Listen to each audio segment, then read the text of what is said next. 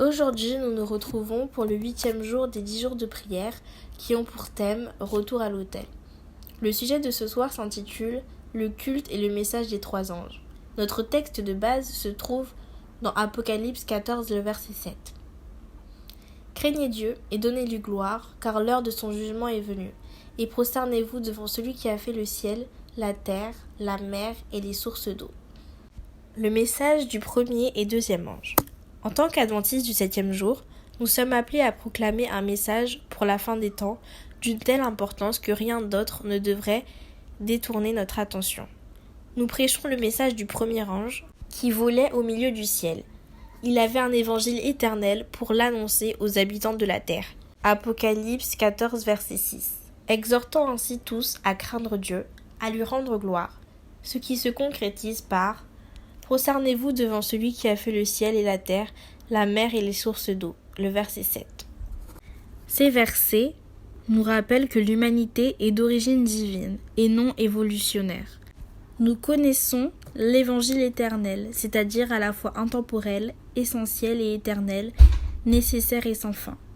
Nous partageons également le message du deuxième ange contenu en Apocalypse 14, verset 8. Babylone est tombée. Ce message a un caractère sacré et interpelle tous les vrais disciples de Dieu à rejeter toutes les formes de culte et de croyances d'origine humaine, non fondées sur l'écriture, ni soutenues par l'esprit de prophétie. Quittez Babylone afin de ne pas être associé à ses péchés, ni à ses fléaux, annonce ensuite l'ange d'Apocalypse 18,4. Ce message solennel est un appel pressant à se démarquer par un culte véritable à Dieu. Le message du troisième ange. Pourtant, cher ami, si les 2 premiers messages étaient puissants, Ellen White dit quelque chose de tout à fait surprenant au sujet du message du troisième ange. Ellen White écrit dans sa lettre 209 « La puissance de la proclamation des messages du premier et du deuxième ange doit être concentrée dans le troisième. » Comment cela ? Parce que le message du troisième ange reprend l'évangile éternel du premier message et l'appel à l'adoration. Il englobe l'appel du deuxième ange à se séparer des faux cultes.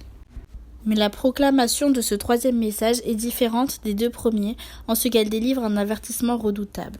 Si quelqu'un adore la bête et son image et reçoit sa marque sur son front ou sur sa main, il boira lui-même du vin de la colère de Dieu, versé sans mélange dans la coupe de sa fureur. Apocalypse 14, 9.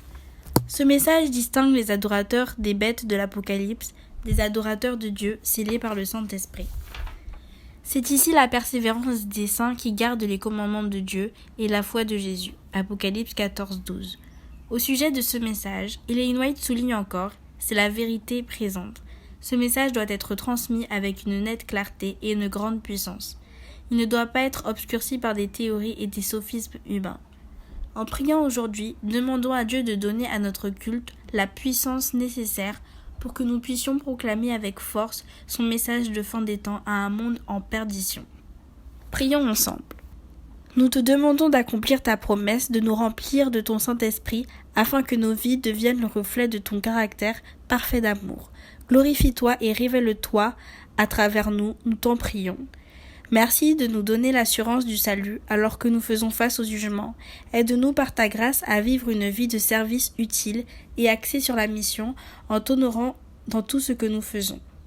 Merci de partager ta vie et de nous avoir créés non seulement pour exister par nous-mêmes, mais aussi pour vivre dans une communion éternelle avec toi, notre Créateur. Amen.